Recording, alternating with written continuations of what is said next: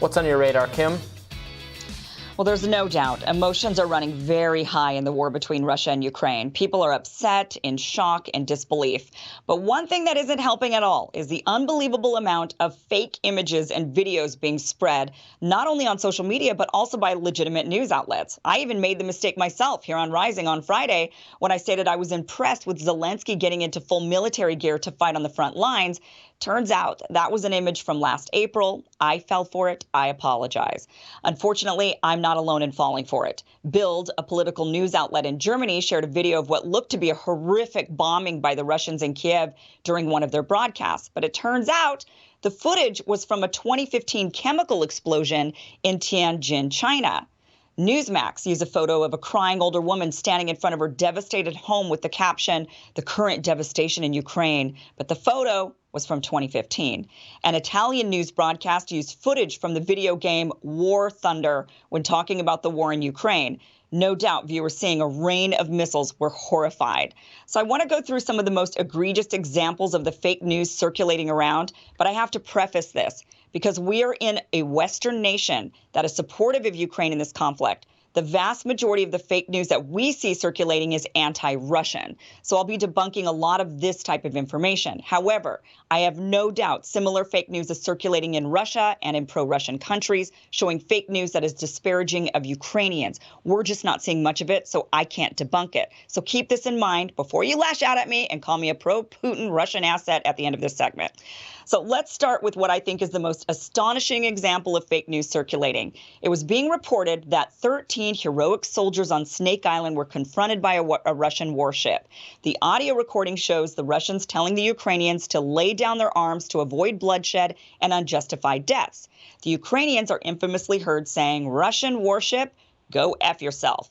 It was then reported they fought valiantly until they were all killed by the Russians. President Zelensky even announced he would posthumously award the men medals of valor. Well, it turns out whomever claimed they had died was mistaken. Instead, the Ukrainian border guard disputed whether anyone was killed, and shortly after, video footage emerged of the Russians giving food and water to the 82 men, not 13, from Snake Island, who were then being transferred to Crimea. Some of the soldiers have now given interviews saying if the Russians wanted to bury him, they would have, and now they instead will go home to their families. Another shocking video was of a tank swerving in the street and running over a civilian car. Totally shocking video, jaw-dropping. But thank goodness the person actually survived this crushing experience. Media was reporting this as a Russian tank and using it to show the callousness of the Russians and their invasion. But it turns out this was actually a Ukrainian tank that had lost control and accidentally ran over that vehicle. And I'm sure everyone involved was relieved that person was okay. Russian tanks are marked with white Zs, by the way, for future reference when you're looking at any video. Now, many of you saw the heart-wrenching video of the father saying a very tearful goodbye to his wife and daughter as he goes off to battle. This was being reported as a Ukrainian man sending his family to safety while he fights against the Russians. Well, the man is Ukrainian, sort of, I suppose. He's one of the rebels in the Donetsk People's Republic. He was sending his family to Russia for safety while he stayed behind to fight Ukrainian forces. The original video was posted by the mayor of his town several days before the Russians invaded Ukraine. And of course, I can't leave out the ghost of Kiev. There's footage of a fighter pilot downing several Russian jets. The video, of course, went viral with millions of views. The claims are this pilot took down 6 Russian jets in one day. But now, by the way, that number's jumped up to 10 Russian jets being taken down. Now, a fighter pilot who takes down 5 planes throughout the course of their entire career is called an ace. So to have 6 in one day or even 10 in one week is incredible. It's actually unbelievable, in fact. And it turns out the footage is from a video game called Digital Combat Simulator. But even with this video being debunked, the former Ukrainian president, Poroshenko, is tweeting that it's real and even shared a masked photo of the pilot. And there's a lot of wild claims going around of who the pilot is. There's a lot of talk that maybe the pilot's even a woman. And of course, it turns out that that photo there is actually an old photo that's recirculated. So it's still unlikely the ghost of Kiev is real. But a lot of people fell for it, and you can't blame them for wanting to boost up morale, I suppose. Now, the list of this fake news or fake videos and images just is endless on social media, totally endless. I could not possibly list all of them. But one thing I do want to mention is that, the reason why this is so dangerous to have all of this fake video and circulating around and people believing it is that it is heart-wrenching to watch. So when people see a Russian tank running over a civilian car, what they think is a Russian tank running over a civilian car, or they see, just these really, really heart-wrenching and or even callous videos, it raises up emotions to a level where that is maybe too much, right? And this person thinks, oh, now I've got to fight. Things are worse than they actually maybe are. And it causes people to get highly emotional, and it can inflame a situation to be much, much worse. So, Robbie and Ryan, I'm sure you guys have seen many of the fake different videos that have been circulating online. And it's tough to even know what is true and what isn't true. I'm sitting there for hours, like, researching just to make sure. And there was one, by the way, I do want to mention. It was a CNN, and it said that this particular journalist was killed in, the first American to die in Ukraine. And then there was another image that was shown side by side on social saying, but CNN had also claimed that this person had died in Afghanistan. That was fake. It was from a fake account, a fake CNN account, making it look like they had said that this journalist had died in Afghanistan and in the U.S. CNN never made, and in Ukraine, CNN never made that claim. So you have to go in, right. Endlessly, exhaustively research this stuff to see what you see. Is it real? Well, social media is just so unreliable in situations exactly like this. In breaking news, crises, natural disasters, war, you can't trust what you see at all. And you're right to point out that this exact thing is happening on the pro-Russian side in Russia. But that doesn't mean responsible journalists should absolutely call out the kind of misleading or even deliberately misleading in some cases to the extent it's trying to be a kind of propaganda. Right, and what's so dangerous is that this is taking an ancient phenomenon and then layering on top of it, social media and video. There's that famous phrase that I just looked up who said it. It was Hiram Johnson. It could be our trivia. Hiram Johnson, progressive Republican senator from California, said the first casualty of war is truth. He said that about 100 years ago. And that has been a phenomenon that has been consistent in wars, throughout human civilization. That the conflict and the emotion just end up leading to a blanket inability of people to accurately relay what just happened. Yeah. Partly sometimes by mistake and partly deliberately to make your opponents look worse. Now, and Robbie was talking earlier today, the problem with these confrontations is that as the escalations pile on top of each other, one wrong move from somebody can send it spiraling into world war. Not just one wrong move, one wrong video that people think is a wrong move can send things completely spiraling out of control.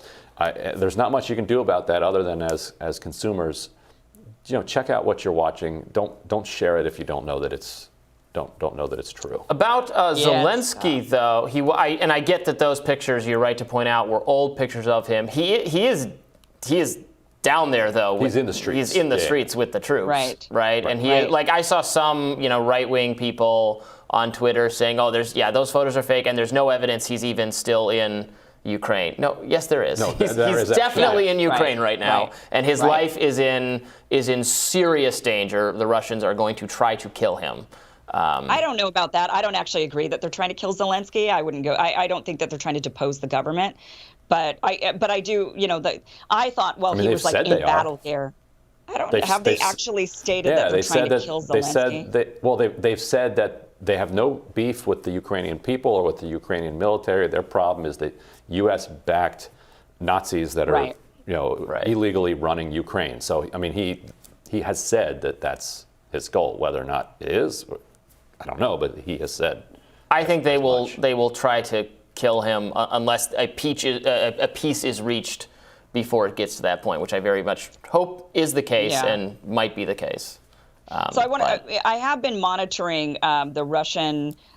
I've been monitoring both the Ukrainian and the Russian side, especially on Telegram, and then doing a lot of translating. I spend all my time right now translating post after post after post. And I will say that what I'm noticing when it comes to the propaganda, so what we're seeing on our side of it is Russians behaving badly in war, right? Like these atrocities and these terrible crimes that are happening and these heroic acts by the Ukrainians. And that's kind of the stuff that we're seeing on our end. On the Russian side, I will say what I have seen coming towards them is that they're being obliterated. So it's like the propaganda on this side of it is to show the callousness of the Russians to make us want to fight harder against them.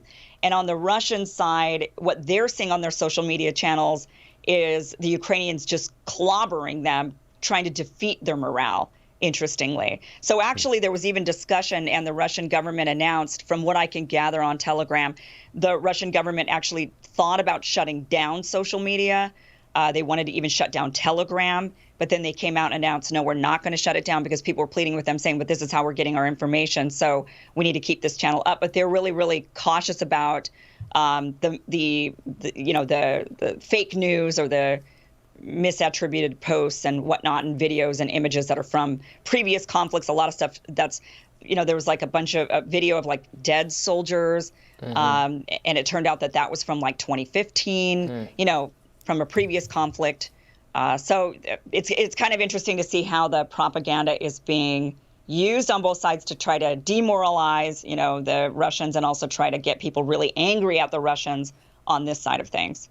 And I should add, actually, it might be the case that they didn't really have a good plan for what to do, they being Putin, the Russians, what to do with Zelensky, because they might have just fully expected, and this wouldn't have been an unreasonable expectation, that he would flee the way it happened in Afghanistan. It's the sort of when the U.S.-backed regime kind of crumbles, there was very little bravery in the past. And when the Russian-backed regime crumbled in 2014. Right. Yanukovych fled. Yeah. Exactly. So they might not have really expected this kind of outcome that he's showing. What I think is quite unusual honor in the situation. So I just think that if you're going to kill a leader, you're asking for it. I mean, then suddenly you lose the support of everybody that maybe even kind of supported you. That's why I don't really. I mean, maybe they would take him, they would incarcerate him, then they would say, now just flee because we're putting in our own government. Hey, listen, anything could happen. Yeah, I mean, that argument would pertain to everything Russia's doing right now, and they're still doing it. So. Right, to some degree, yeah. All right, well, thank you, Kim. We'll be back with more Rising right after this.